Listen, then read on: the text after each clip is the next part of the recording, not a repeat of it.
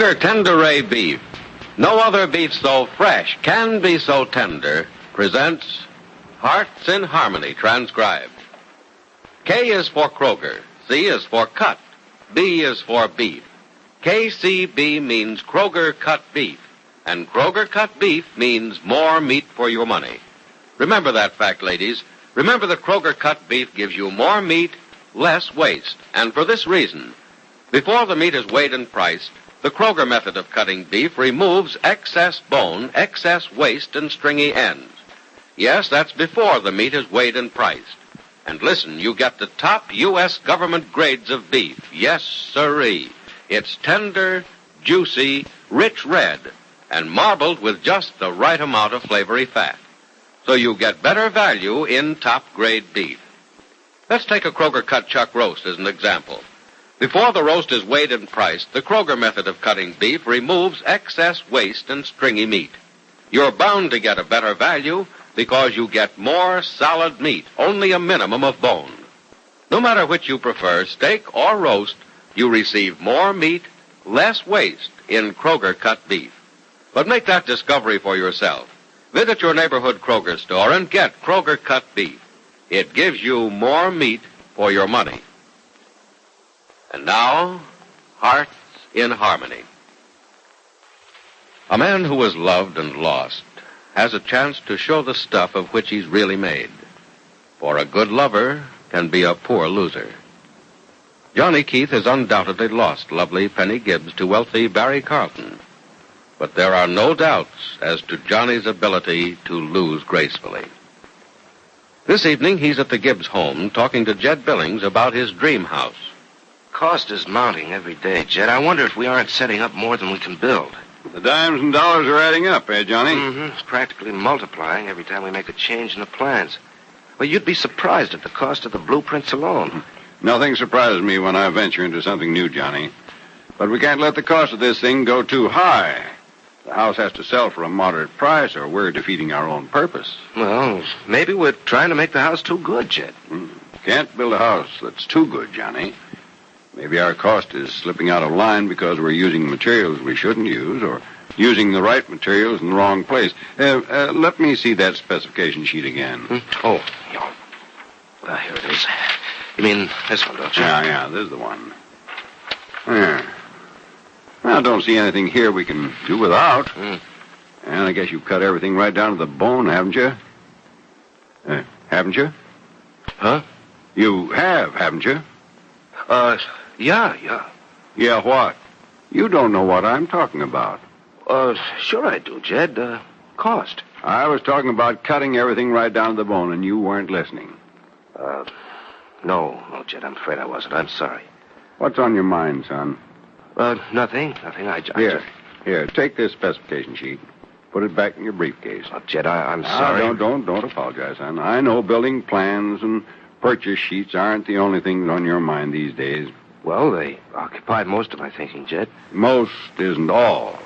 And I wouldn't expect them to be all. Not with things in the state they are right now. Things, Jed? One thing being a girl I like to think of as my daughter, even if I am technically only her foster father. Why, I've practically given up thinking about Penny. For practical reasons, for purpose of getting our dream house built and sold in a long line of buyers screaming for one just like it, I'd say that was a good idea.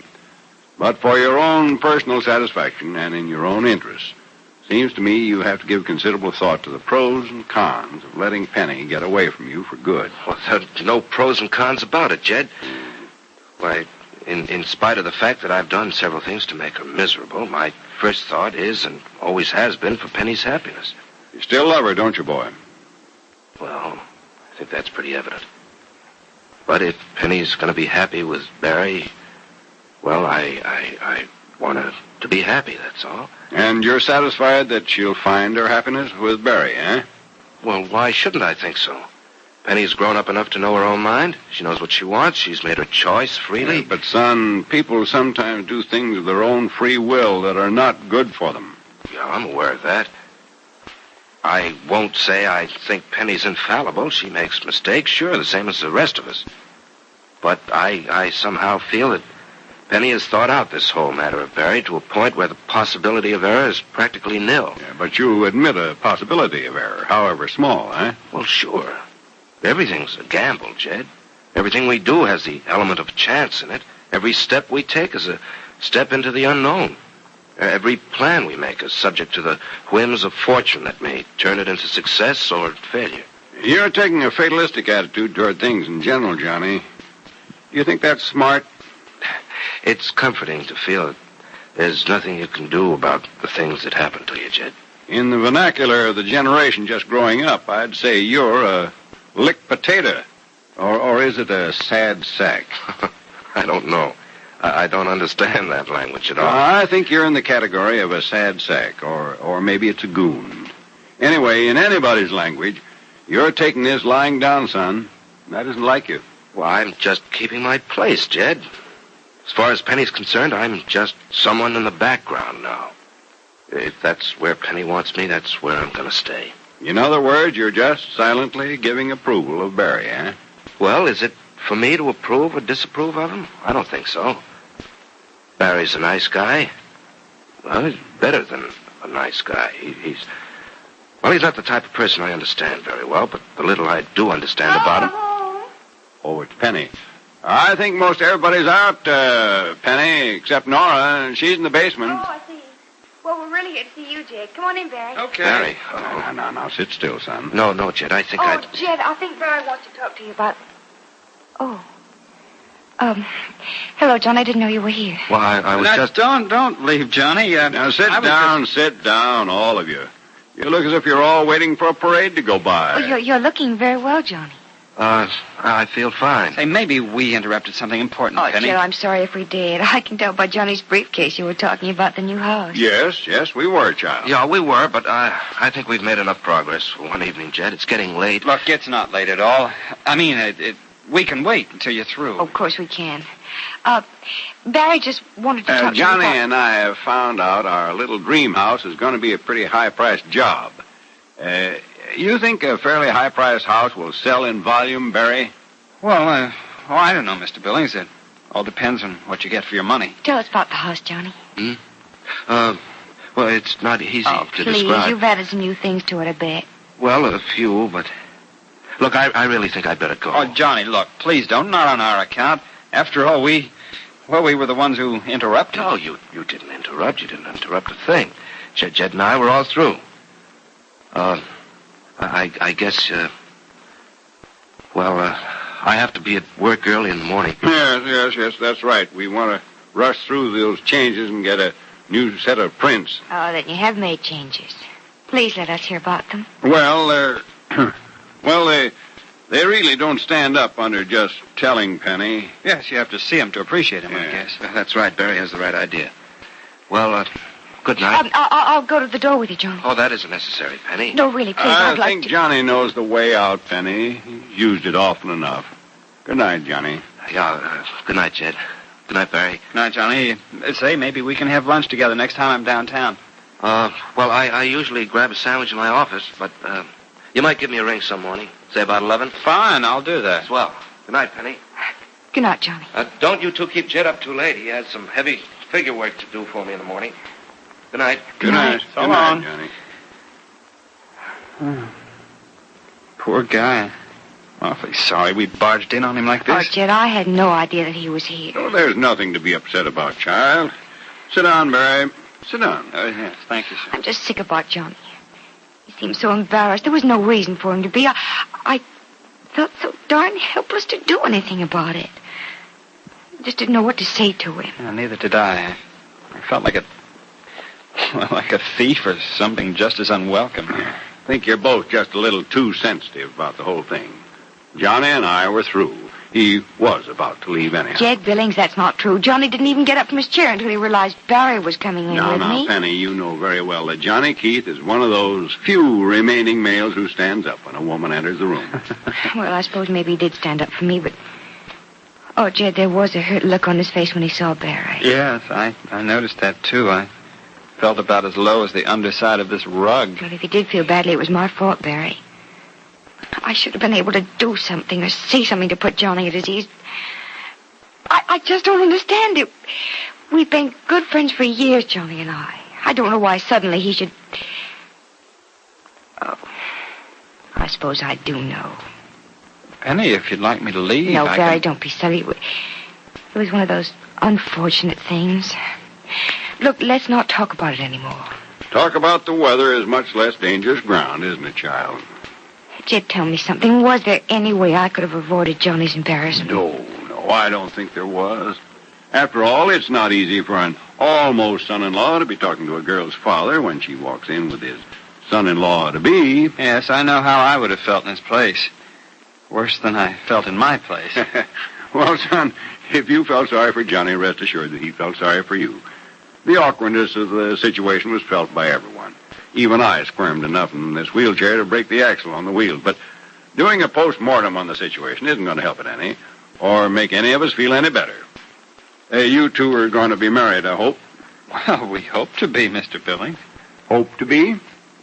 Well, Mr. Billings, maybe this is old-fashioned, maybe it isn't, but... Gee, I don't know how to begin this. Oh, Barry, sometimes you're like a little boy. What happened to that speech you were going to make? Well, it stuck in my throat. A speech, eh? Well, sounds as if you were about to ask me for Penny's hand in marriage, to put it in the old-fashioned way. Yes, as a matter of fact, that's just what I came to do, Mr. Billings. I understand that's the proper thing to do, and... Well, you see, there are so few things in my life I've done the right way. I want to do at least this the way it's supposed to be done. Well, now, son, tell me, do you think you can support Penny in the manner to which she's Jed, accustomed? Billings, shame on you. That's a good question, Penny. Yes, Mr. Billings, and you might be interested in knowing that if Penny likes, we'll live on just my salary. It isn't big, but it isn't small. You think I'm afraid your money will spoil Penny, do you? Oh, no. Nothing will ever spoil her, Mr. Billings. Certainly money won't, and if affection will, then I'd like to be the one to spoil her. Barry, you're sweet. When are you two planning on being married? We haven't set the date yet, Jed. We, kind of wanted to wait a little while. But before we do anything else or make any further plans, we honestly want to know how you feel about it and how Mrs. Billings feels. I told you, darling. Mother's thrilled about it. Well, then, you're our last obstacle, Mr. Billings. Oh, don't consider me an obstacle, son. I think you're a fine boy. And if Penny loves you and wants to marry you, and you feel the same way about her, my blessings on you both. And may God give you the happiness you both deserve. Jed's blessing seems certain to bring Penny Gibbs and wealthy Barry Carlton to the marriage they both want. Or will something unforeseen still block their happiness? Be sure to listen to the next dramatic episode of Hearts in Harmony. KCB. KCB. KCB means Kroger Cut Beef, and Kroger Cut Beef means more meat for your money. Right. Kroger Cut Beef gives you more meat, less waste.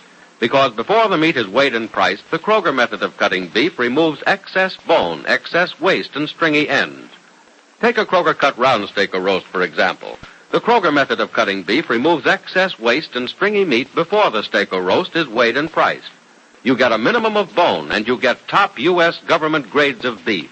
Beef that's tender, juicy, rich red, and marbled with just the right amount of flavory fat. But visit your neighborhood Kroger store and see for yourself. Remember, whether you buy a steak or a roast, Kroger Cut Beef gives you more meat for your money. Ladies, make plans right this instant to visit your neighborhood Kroger store, the only place you can buy Kroger Cut Beef. Surprise and delight your family with a delicious and juicy steak or roast. And remember, in Kroger Cut Beef, you get more meat for your money, because the Kroger method of cutting beef gives you more meat, less waste. Get Kroger Cut Beef right away at your neighborhood Kroger store. Be sure to join us again tomorrow, same time, same station, for another thrilling transcribed chapter of Hearts in Harmony.